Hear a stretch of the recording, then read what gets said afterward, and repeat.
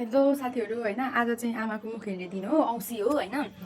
आज औँसी हो म चाहिँ भर्खर उठेर दिदीले होइन यस्तो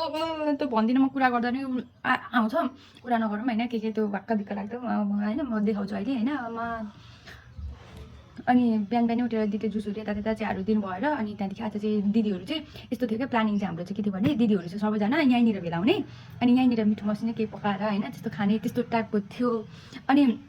मैले चाहिँ सोचिरहेको थिएँ कि मेरो माइली दिदी चाहिँ कस्तो हुनुहुन्छ भने इनोसेन्ट टाइपको कि इनोसेन्ट होइन अनि मतलब कसैले के भन्ने बित्तिकै रुने क्या हो त्यस्तो टाइपको हो अनि मैले चाहिँ मेरो दिदीलाई चाहिँ आज मैले सोचिसकेको थिएँ माइली दिदीलाई चाहिँ अब दिदी त पसल जेठी दिदी पसल जानुभयो होइन अनि माइली दिदीलाई चाहिँ आज म एक्लै भएको बेलामा रुवाउँछु सोचेको थिएँ किनकि जेठी दिदी हुँदाखेरि मलाई बोल्न दिनुहुन्न मलाई रुवाउन दिनुहुन्न क्या मलाई थाहा छ त्यही भएर माइली दिदीलाई चाहिँ म एक्लै भएको बेलामा रुवाउँछु भनेर चाहिँ सोचिसकेको थिएँ त्यही भएर आज मैले दिदीलाई होइन अब रुवाउँछु कस्तो हुँदो रहेछ होइन कुटे पनि खाइन्छ होला म चाहिँ सक्दिनँ कुटे खान होइन सन्चो पनि छैन परिजिउहरू दुखिराखेको छ नि त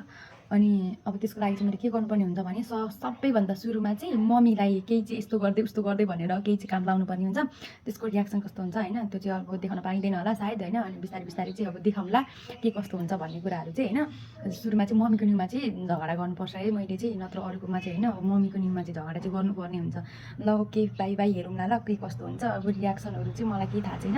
अनि अब आजको दिनमै अब कस्तो मन चाहिँ खल्लो हुन्छ रुवायो भने चाहिँ तर पनि केही छैन फकाउँछु जस्तो लाग्छ यहाँनिर झानिदिउँला होइन